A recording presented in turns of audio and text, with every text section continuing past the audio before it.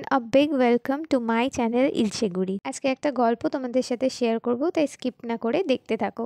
আমার আশেপাশে এমন অনেক মানুষজনই আছেন যারা আমার হেয়ার গ্রোথ দেখলে জিজ্ঞাসা করেন যে আমি আমার হেয়ার কেয়ার কিভাবে করি। সত্যি কথা বলতে আমার হেয়ার লেন্থ আগে অনেকটা বেশি ছিল, কিন্তু ফর সাম মেডিকেল রিজন আমাকে আমার অনেকটা চুল কেটে বাদ দিতে হয়েছে।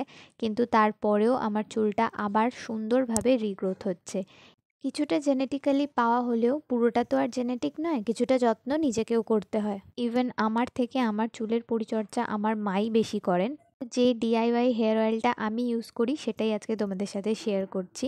এখানে আমি প্রথমেই নিয়েছি ঘানিতে ভাঙানো নারকোল তেল। তোমরা যে নারকোল তেলটা খাওয়া যায় সেটা নিতে পারো, সেটা কিন্তু সব থেকে বেস্ট হয় for hair and skin also. তারপরে নিয়েছি মেথি, কালাজিরে, আমলকি। আমলকি তো চুলের জন্য খুব ভালো, স্ক্যাল্পের জন্যও ভালো, এটা তো সবাই জানে। আর নিয়েছি নিম পাতা আর ক্যারি পাতা আর অ্যালোভেরা। তোমরা চাইলে এখানে পেঁয়াজও অ্যাড করতে পারো, কিন্তু পেঁয়াজের গন্ধটা অনেক স্ট্রং হয়।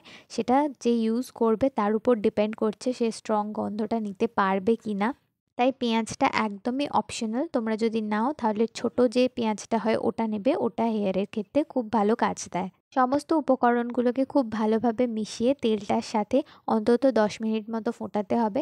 তারপর যখন তেলের কালারটা একটু ডার্ক হয়ে যাবে, বুঝতেই পারবে তোমরা, তারপর এটা ছেঁকে নামিয়ে নিতে হবে। যখনই তোমরা এই হেয়ার অয়েলটা ইউজ করবে, সবসময় নিজের চুলটাকে আগে খুব ভালোভাবে ডিট্যাঙ্গেল করবে। সবসময় মনে রাখতে হবে যে পরিষ্কার স্ক্যাল্পেই কিন্তু হেয়ার অয়েল ইউজ করতে হবে। যদি সম্ভব হয় হেয়ার অয়েলটা ইউজ করার আগে হালকা গরম করে তারপর ইউজ করতে পারো। আমি মোটামুটি 2-3 ঘন্টা মতো হেয়ার অয়েলটা স্ক্যাল্পে রাখি, তারপরে শ্যাম্পু করে নিই। নর্মাল যেমন শ্যাম্পু করে তেমন, ডাবল করে শ্যাম্পু করারও কোনো প্রয়োজন নেই। তোমরা চাইলে এটাকে ওভারনাইটও রাখতে পারো। যদি হেয়ার অয়েলটা ওভারনাইট রাখতে চাও তাহলে পেঁয়াজটা স্কিপ করতে পারো, কারণ পেঁয়াজের স্মেলটা প্রচণ্ড স্ট্রং হয়। আমারই নিতে মাঝে মাঝে প্রচণ্ড প্রবলেম হয়, কিন্তু নিজের চুলটার কথা ভেবে একটু কষ্ট সহ্য করতে হয়।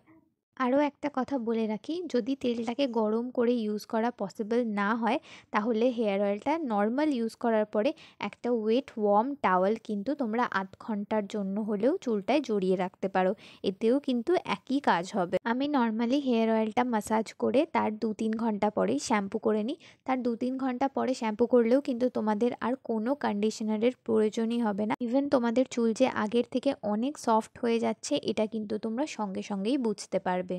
শুধুমাত্র হেয়ার অয়েলেই কিন্তু কাজ হয় না, কী শ্যাম্পু ইউজ করছো সেটার ওপরেই কিন্তু তোমাদের হেয়ার হেলথটা ডিপেন্ড করবে।